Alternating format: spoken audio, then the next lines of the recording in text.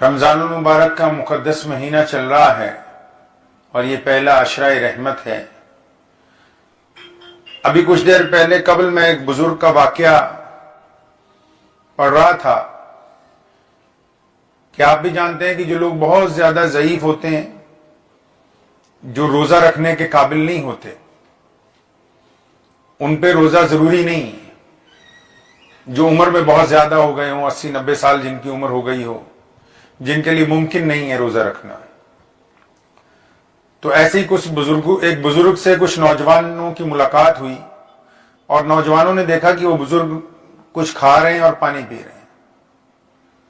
اب انہوں نے اس سے معلوم کیا، نوجوانوں نے بزرگ سے، کہ میاں جی آپ روزہ نہیں رکھتے ہیں؟ انہوں نے کہا ہاں میں بالکل روزہ رکھتا ہوں، کون کہتا ہے میں روزہ نہیں رکھتا ہوں؟ انہوں نے کہا لیکن آپ تو کھا پی رہے ہیں۔ تو انہوں نے کہا پھر کیا ہوا، میں تو صرف کھاتا ہوں اور پیتا ہوں لیکن روزے سے ہوں۔ سارے نوجوان ہنس پڑے اور بولے کیا ایسا بھی ہو سکتا ہے کہ روزہ ہو جائے؟ بوڑھے نے کہا ہاں میں جھوٹ نہیں بولتا ہوں، کسی پر بری نگاہ نہیں ڈالتا، کسی کو گالی نہیں دیتا، کسی کا دل نہیں دکھاتا، کسی سے حسد نہیں کرتا، مال حرام نہیں کھاتا، اور اپنی ذمہ داریاں اور فرائض دیانتداری سے انجام دیتا ہوں، لیکن کیونکہ مجھے شدید بیماری لاحق ہے اس لیے میں اپنے معدے کو روزے دار بنا سکتا۔ پھر بوڑھے آدمی نے ان نوجوانوں سے پوچھا کیا آپ بھی روزے دار ہیں؟ ان میں سے ایک نوجوان نے سر جھکائے ہوئے آہستگی سے کہا نہیں، ہم لوگ صرف کھانا نہیں کھاتے ہیں۔ اللہ تبارک و تعالیٰ نے قرآن پاک میں فرمایا وَيْلٌ لِكُلِّ هُمَزَةٍ لُمَزَةٍ، کہ ویل ہے، تباہی ہے ان لوگوں کے لیے جو دوسروں کے عیب تلاش کرتے ہیں پھر انہیں دوسروں کو بتاتے ہیں۔ اللہ تعالیٰ کو یہ بات بالکل پسند نہیں ہے کہ ایک بندہ روزہ رکھنے کے بعد فرصت کے لمحات میں اپنے ساتھی کے ساتھ بیٹھ کر کسی تیسرے کی برائی کرے۔ قرآن پاک میں سخت وعید آئی ایسے لوگوں کے بارے میں۔ اللہ تعالیٰ نے ناراضگی میں فرمایا نار اللہ الموقدہ، کہ ہم اس کو اپنے ہاتھ سے جلائی ہوئی آگ میں جھونکیں گے۔ رمضان کریم اور قرآن پاک دونوں اسلام کے مضبوط جز ہیں، اور یہ رمضان شریف جو ہے یہ نزول قرآن کا مہینہ ہے۔ ہم لوگ جتنا زیادہ قرآن اس مہینے میں پڑھیں گے اتنا زیادہ اللہ تبارک و تعالی ہم پر متوجہ ہوں گے، اور قرآن پاک صرف نازلہ پڑھنا ہی نہیں بلکہ قرآن ہم سے کیا چاہتا ہے اسے سمجھنے کی بھی بات ہے۔ اللہ نے فرمایا کہ ویل ہے، تباہی ان لوگوں کے لیے جو دوسروں کے عیب تلاش کرتے ہیں اور پھر انہیں دوسروں کو بتاتے ہیں۔ یہ ایسا گناہ ہے کہ بندہ روزہ رکھنے کے بعد جب اس گناہ کا مرتکب ہوتا ہے تو عملی طور پر اس کا روزہ جو ہے وہ نہیں رہ جاتا۔ احادیث میں بار بار آیا، بخاری شریف میں اللہ کے نبی صلی اللہ علیہ وسلم نے فرمایا کہ اللہ تعالیٰ کو ہم لوگوں کے بھوکا پیاسا رہنے سے کوئی فائدہ نہیں ہے، اللہ تعالیٰ دلوں کے حال کو جانتا ہے۔ تو اس لیے متوجہ ہونے کی ضرورت ہے۔ اپنی زبان کو شکوے سے روکیں، اپنی دل کو، زبان کو اپنے قابو میں رکھیں، اس کو اللہ تعالیٰ کے مطیع اور فرما بردار بنائے، بالکل ویسے جیسے ہم نے روزہ رکھنے کے بعد اس کو کھانے پینے سے روکا ہے، ایسے ہی دیگر برائیوں سے اپنے آپ کو روکنا ہی مکمل روزہ ہے۔ روزہ دار جو ہے اس کے منہ کی بدبو جو ہے وہ بھی اللہ تبارک و تعالیٰ کو پسند ہے۔ روزے دار کے عمل ایسے ہوتے ہیں کہ اللہ تبارک و تعالیٰ روزے دار پر فخر فرماتے ہیں۔ یہ ہم بذات خود اندازہ اس بات کا لگا سکتے ہیں کہ ہمارا روزہ جو ہے وہ کیسا ہے۔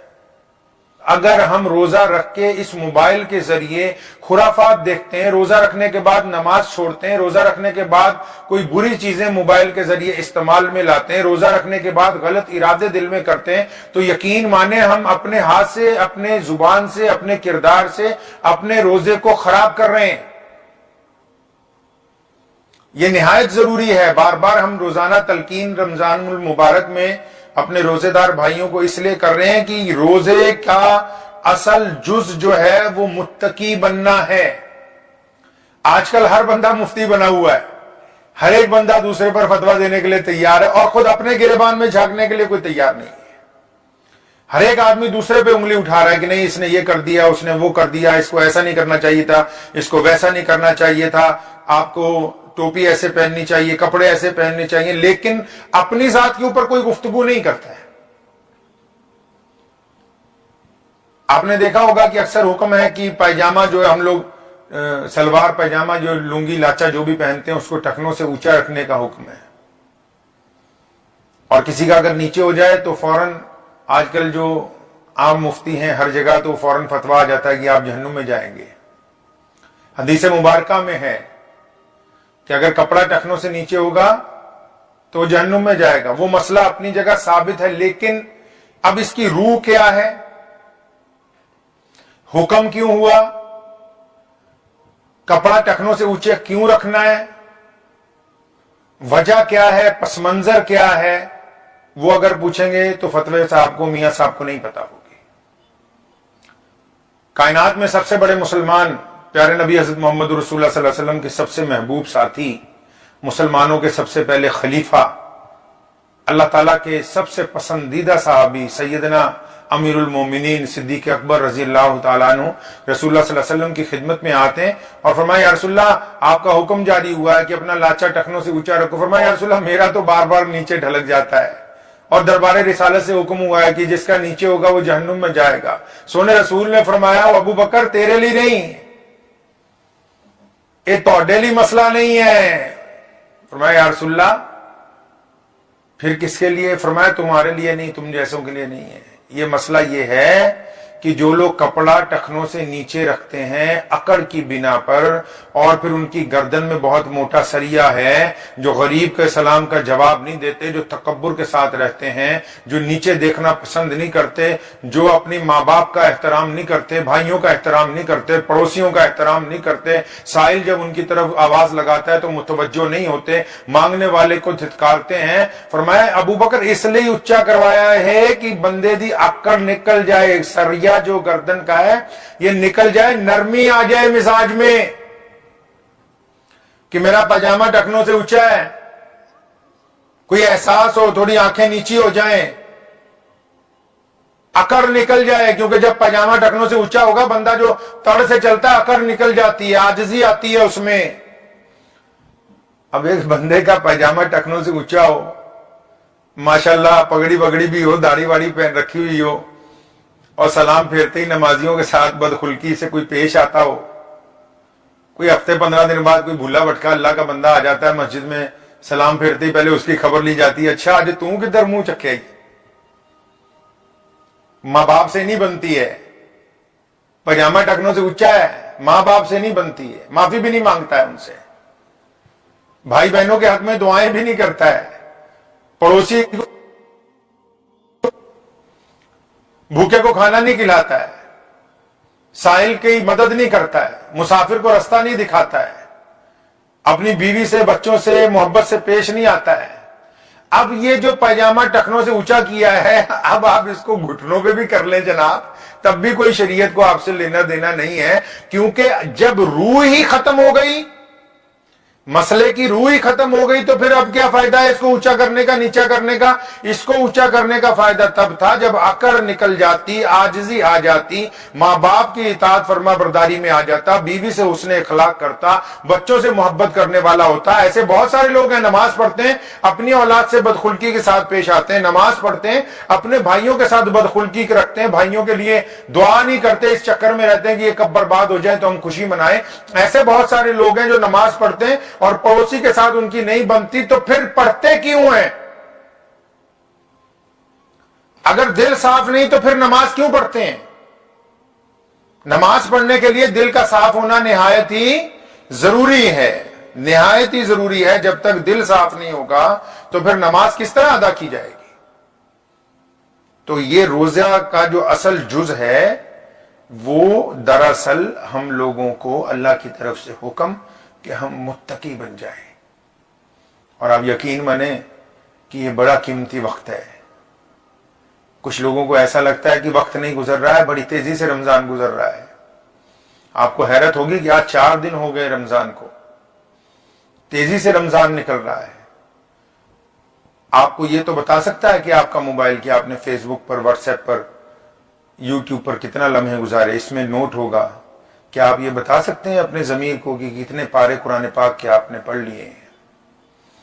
क्या अपने आप को आप बता सकते हैं कि कितने लोगों को ताकत होने के बावजूद आपने उनके हलक तक लुकमा हलाल पहुंचा दिया है?